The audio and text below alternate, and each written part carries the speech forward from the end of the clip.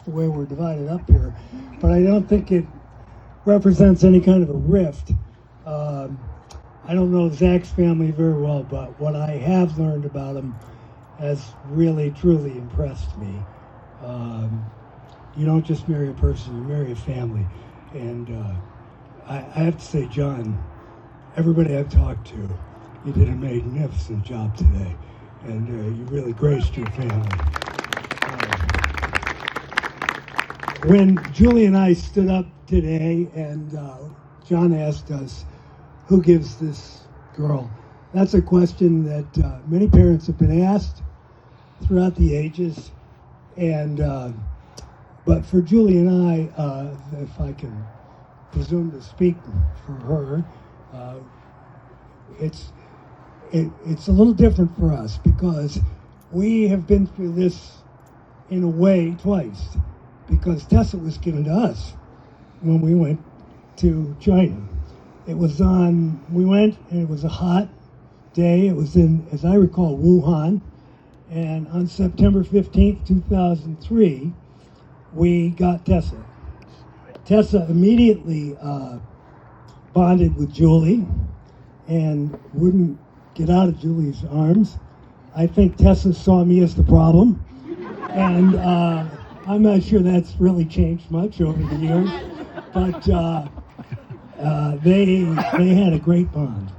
And we had an experience that I want to share with you. I've thought about it. It was kind of a heavy experience, but Julie had done all the work to put it together, and there was a tremendous amount of work and thinking that had to be done. At that time, as we all remember, the political system, as many political systems do, thought that they knew better than the human heart. And so Tessa was in a situation where she couldn't stay with her family of origin, and she had foster parents. And Julie had figured out how to, the foster parents, it was illegal for them to even meet us because there was a certain amount of fraud that went on. For instance, when we went over, we had to take $5,000 in uncirculated $100 bills and give them to the orphanage where Tessa had been raised. Only Tessa wasn't raised in an orphanage. The family, and I think it was probably her grandparents, who were her foster parents, had her. The only thing they got from the state was powdered milk, as I recall. But periodically they had to get on a train and go to the orphanage, and pictures were taken of Tessa beside the toys and the rocking horse and things like that. So that when we went and presented them with the $5,000 in cash, that was part of it, money that never better spent, but they would give us this little book. But Julie had figured out how to get them a message so they knew where they were. So I don't know if it was the same day. I'm sure Julie would remember. She was the keeper of details. But within a day or so, Julie was in filling out the paperwork, and which was beyond me. Even though I was a lawyer, I can't really do paperwork and never could. And so we were out, and this lady comes up to me, and she can't speak any English, and she's pointing at a picture of a little girl. And I give myself the benefit of the doubt. I was overwhelmed with the joy of it all, but it was probably just being stupid. It didn't occur to me immediately that this was the foster mother of Tessa. And finally I figured it out, and I went in and got Julie, and we met on a street corner. And we had to be very secretive about it.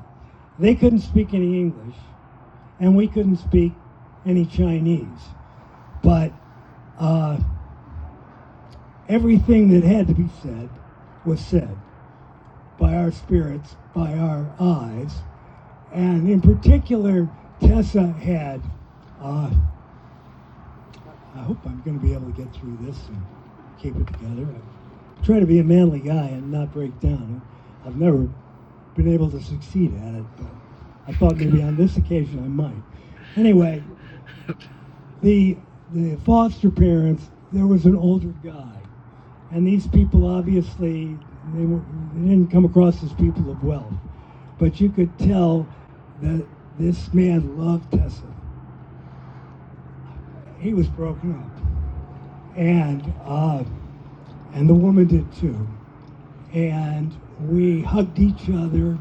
I always remembered that it was so touching to me that the woman hugged Julie, and she stood next to her. And she did something that you wouldn't see in this country. She put her hand on Julie's breast and held it there. And it was so moving. And if you can imagine, I knew it was heartbreaking for these people to have to say goodbye. And for Tessa, she loved him, but she clearly loved this guy who really was, I think, in a way, her first emotional father. She didn't have a developed mind, but she had a heart, and it was evident what was there. And I can't describe to you the mixed emotions that I felt. On the one hand, I'd often wondered, what's it like when you adopt somebody? And in a way, it's like a marriage. You are transformed from the minute we had her. It was as if, it wasn't like, well, I guess I could get used to this. No, it was like, this is our daughter. And at the same time, I could see that she was going to be rendered from somebody that had clearly been the source of her emotional stability, her whole world. It was, I felt like a kidnapper. And it was bizarre. When we got home with Tessa, Tessa has always been the most fun. And she was a joy for everybody. But as things developed, within a short period of time at night, Tessa would have night terrors. And she would wake up, and it was, Julie comforted her. As I say, I was, for a long time, really regarded, I think, as the guy that probably caused most of the problems that her little heart had suffered. But in my mind, I always attributed it to the fact that what is it like to be that old, to have people that you love and you're taken away from them. And it reminds me that the German philosopher Friedrich Nietzsche said, you have to have chaos within you to give birth to a dancing star. Christ said something that was always puzzling to me, but in Matthew chapter 10, I think it's verse 34, he said, don't think that I have come to spread peace. I've come with a sword. And I never understood that. This is the Prince of Peace, and he's come with a sword. What can that mean?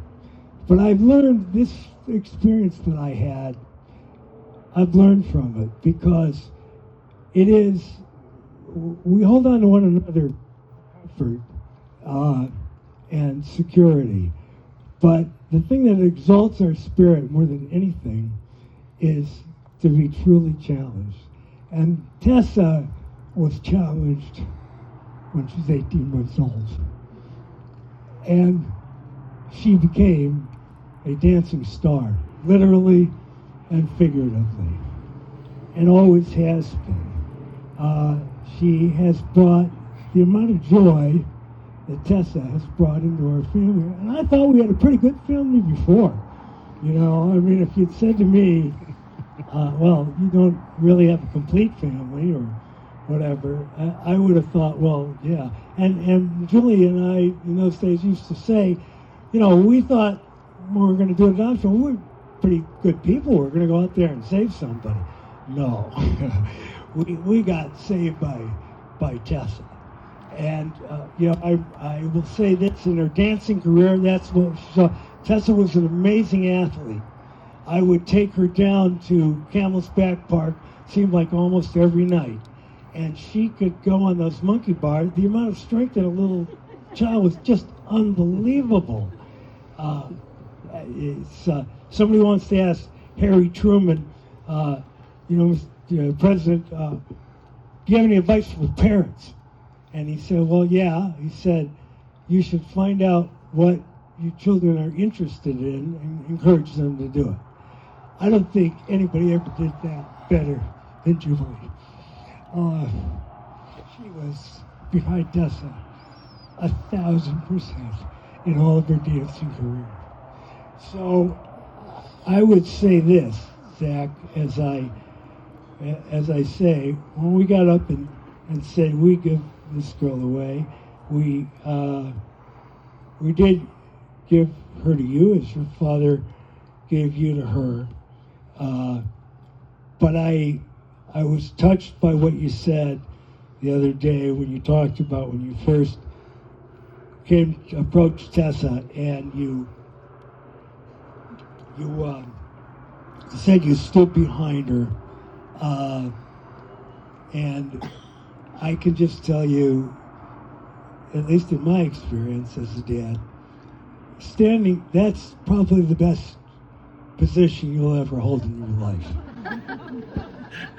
It's the essence of it. It's the biggest privilege you can have, to stand behind your family. So congratulations.